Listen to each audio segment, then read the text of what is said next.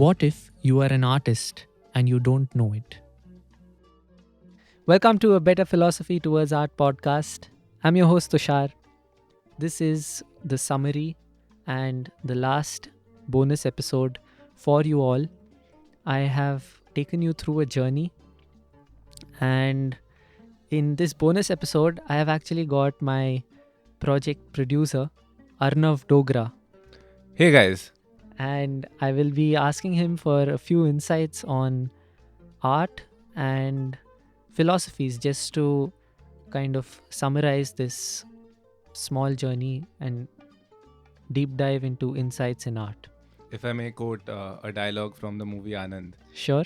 जिंदगी बड़ी होनी चाहिए लंबी नहीं, and such is this podcast. Thank you so much. Thank you so much. It has been a great pleasure to work with Arnav. It has been very surprising also because although I have recorded podcasts before, they've always been at a home studio. And for the first time, I have worked under someone's purview, and that has been very different. What was your experience like? So Tushar, the first day that you came into the studio, right? I guess we were both under the impression that you were completely ready for this, Yeah. and I'm sorry to say you weren't. I was ready somewhat, and I knew I wasn't ready. I was in the mix of both. See, when there's a project that anyone is working on, right? I think everybody brings in something different, a different skill set into the picture, which eventually helps in making the thing whole. And you definitely had great content. That's why I guess Manic Pod selected you as the winner of this contest, right? And I believe once we got going, I mean, the first day of recording was pretty slow, Very slow, yeah. but you caught up really fast. I think the second day itself we recorded 5 episodes. Yeah, and I think I got a visual of this setting. Right. So I went home and visualized speaking in the setting. So when I came back the next day, it was more free for me. So you're a visual thinker, huh? I guess I need the space. What's it like? Something like that. And obviously, when it comes to podcasting, right? A lot of people have the misconception that it's just talking, right? It's because that's how it sounds like. But I would like to let our listeners know it's so much more than that. Right. It can get very overwhelming to hear your own voice in the cans and have a mic right in front of your face, blocking your entire view. And it does get jittery sometimes. True. And the whole point of this exercise, I believe, for the both of us, I guess, is that, as I always say, the entire point of making a podcast is to have fun, right? So you got to have fun while learning a bunch of new skills. Definitely. I'm very glad we could join forces because the moment we started discussing was the first day, in fact. The moment we started discussing about this podcast and I got your first insights into it, back of the mind, I was like, yeah, right person for the job. Like, in the sense, someone who can understand what I'm going after, at the same time is not too emotionally involved with it. Yeah, I do have that detached sort of a vibe, don't I? And it was required because I was behind this project for more than 1.5 years. So there were days and weeks where I was just pondering upon a few points, keeping to myself, being quiet, and really distilling perspectives. Right. And it became a matter of personal pride to kind of express it properly when I sit over here. Definitely. That started becoming a very big problem because I was too caught up with all that I needed to say. But if I may, I think that's why this producer-host relationship is so important, right? True. I mean, this is not the only domain where we see this. There's an artist, and then there's the artist manager. There's the podcast host, and then there's the podcast producer. Right.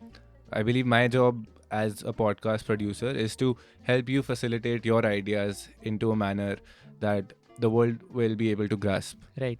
You as an artist have to have that pure, raw form of expression. And I think that's what you bring to the table. And I'm supposed to be the grumpy dude who Not so. who does the boring stuff and makes everything an extra hassle. It wasn't exactly like that. Arnav was actually very brilliant at his job, and so was the team over here at Manic Pod. I'd like to quickly tell you that you can revisit the parts of this podcast that really hit you. And even though the insights are delivered very quickly, there is a lot to ponder inside of them. Like, there are a lot of thoughts with each insight. So revisiting the podcast episodes that resonate with you makes a lot of sense. Apart from that, I wanted to ask Arnav for his insights on being satisfied with the art one makes, or being content with the art one makes. Right. And the value that he stands for, of doing art for yourself. I mean, I believe it's a very philosophical and a very spiritual way to put it. But this is what I truly believe and feel through and through within me. I believe that there's no way for a human to comprehend any sort of objectivity, right? Every experience, every feeling, every emotion, and every expression is deeply and inherently very subjective. It's very unique and it's very true to us. There's no second Tushar, there's no second Arnav. We are the only us. And I definitely believe that I definitely believe that there is no point in trying to do art for anybody else or do life for anybody else, right? We are all completely alone in this world and in this life. You practically have to do everything just by yourself. It's our solo journey. It's a solo journey. Of course, we have people who come and help us along the way, and people who don't help us along the way. But at the end of the day, your journey is simply just yours. It does not belong to anybody else. And art, which is something so pure and something so raw, and it's basically your way of thinking about yourself. It's how you understand yourself. That is what your art is, right? That is what anybody's art is to them, right? So I think true real art is just done for art's sake, right? Why do I, so I'm a writer, so why do I write? I purely simply just write it for myself, right? Someday, yes, I would love if possible for people to come and visit my work and maybe like it, maybe feel something, maybe derive some feelings and emotions out of it, derive some thought out of it, or maybe even feel inspired. And that would of course be my honor. But I believe as an artist, I simply just do it for myself. Right. And that's the way ahead to be satisfied with your work. Yes, I mean, if you're doing something for somebody else, then how can you truly be invested in it, right? As a human being, we are fraught with that narrow thing, right? We can only see through our own eyes. Yeah. We can't sense the world through anybody else's perspective but our own. No matter how big of an empath you are. Right. So the only true justice you can do in this world is to yourself. Right. Which is why art as an expression, it truly belongs to you and you should only do it for yourself, nothing more. Right. So the same would also hold true for understanding a work of art or interpreting a work of art. We should do it for ourselves and for our journey. That, I think, the idea of originality is a very hoity-toity subject in the art world, right? Not just the art world. I mean, everywhere the idea of originality is given so much importance. And of course, there is no true objective originality anywhere. The closest we can ever come to that is when we simply just do it in our own purview, in our own context, nobody else's. So, my question, I'll just repeat it, rephrase it. that when we go into understanding a work of art of uh, someone else, we similarly, like when we're creating something solely for ourselves, we are even understanding a work of art and forming insights for ourselves Right. in the journey. Right. That's what I want. तुम समझना चाहते हो तो तुम ही समझ पाओगे. Right. Right. Being a seeker Yes. in some sense. If you are a seeker, if that's the role you have decided to give upon yourself, then you're seeking. You can only seek for yourself. You can't Right. seek for somebody else, right? Right. You are the seeker, and you have to seek. Right. I'd like to thank you very much for helping me out in any way, big or small. It's been an honor, Tushar. Thank you. It's been a successful project.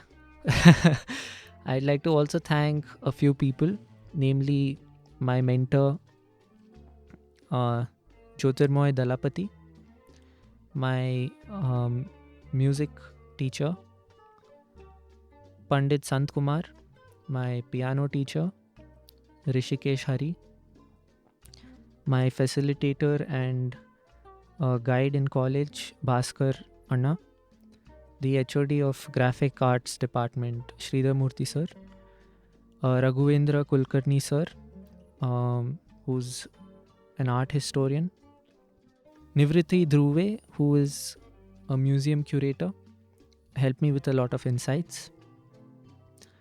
My graphic art department, the classmates of my graphic art department, Harshita, Lipika, Pramukh, Simran, Tabitha, Srinidhi and Dhyana, who have always supported me and encouraged me in my art. My mentors, facilitators from my foundation year in Shrishti Institute, Bangalore. Ruben Aditya, my drum instructor. Some family friends, Murli, Chintu, Rajan and Sonali. Lastly, family, my parents, my grandparents, my sister and my dog Oreo. There are many other people who have supported me in this effort but are not mentioned. I would like to render my unspoken gratitude towards them. I'm wrapping up this bonus episode And this season. It's been thrilling. The good news is I already have ideas for another season in which I might delve into the purpose of art. Before we go, Tushar, I have one question for you. Sure. And this is a question I've repeated to you throughout this whole process. Mm-hmm. Did you have fun? I thoroughly enjoyed this. Yes. And isn't that art in itself? Being able to feel. Wow. Yes, it is. It is. Let's wrap up. Thank you very much once again. This was A Better Philosophy Towards Art. Thank you for listening to A Better Philosophy Towards Art podcast. This podcast has been crafted at Manic Pod Studios in Chembur, Mumbai. Your sound engineers are Rohit Das and Mainak Chakraborty. Your producers are Vedant Naik and Arnav Dogra. Don't forget to check out my Instagram page in the description below and also give Manic Pod a follow for more fun podcasting content.